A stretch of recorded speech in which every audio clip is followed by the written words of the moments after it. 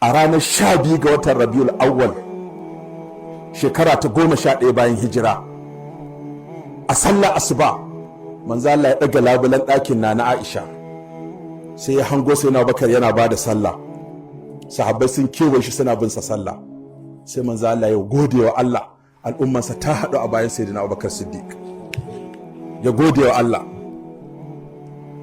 Abubakar da ya ga jikin manzo Allah ya yi sauki, sai ya tafi gonarsa a sulhi bayan kamar karfe 8 zuwa 9, sai aka ce manzo Allah ya koma ga Allah. Abubakar yana can gonarsa, gari ya rikice, hankali ya tashi, wasu na cewa a'a manzo Allah ba zai wafati ba, yana ganawa da Allah ne kamar da annabi Musa ya gana da shi. Sayyidina Umar ya rikice, ya ce kai, duk wanda ya ce manzan Allah ya yi wafati a bakin kansa. Anas ya ce gari ya mana sai, garin Madina gaba ɗaya ta yi haske lokacin shigowa annabi, amma ranar wafatinsa duk sai muka ga ta yi duhu da rana kuma. Sai ga Sayyidina Abubakar ya shigo a nitse. Shi sa sai musifa ta zo ake gane na Allah, ake gane kuma kowa matsayinsa.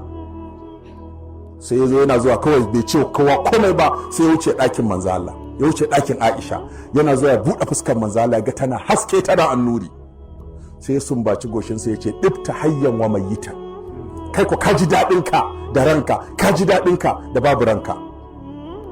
Sai ya fito ya ce ayyuhan nas, kun ga inda tauhidi ke aiki, ya ce ayyuhan nas man kana ya abudu muhammadan fa inna muhammadan qad mat wa man kana ya abudu Allah fa inna allaha hayyun la yamut wa ma muhammadun illa rasulun. Bayan karanta wannan aya, sabai suka ce sai hankalin mu ya dawo, sai aka dauka aka dinga shiga unguwanni ana ta karantawa, ana ta, wani yace wallahi kai ka ce wannan ayar bata sauka ba sai a ranar, bata sauka ba sai a ranar. Abbas da Fadl bin Abbas da Uthman bin Abbas da Ali bin Abi Talib da kuma Thawban maula Rasulullahi sallallahu alaihi wasallama da Usamatu bin Zaid sai suka fara shirye-shiryen yi wa manzo Allah wanka, suka fara shirye-shiryen wanka. Aka ce danginsa su yi masa wanka, ba sahabbai ba, ba matansa ba, danginsa su za su yi masa wanka. Aka kira masu haƙa, mai lahadu ya zo, mai shakku ya zo. Aka ce tunda mai lahadu ya fara zuwa a fara masa lahadu.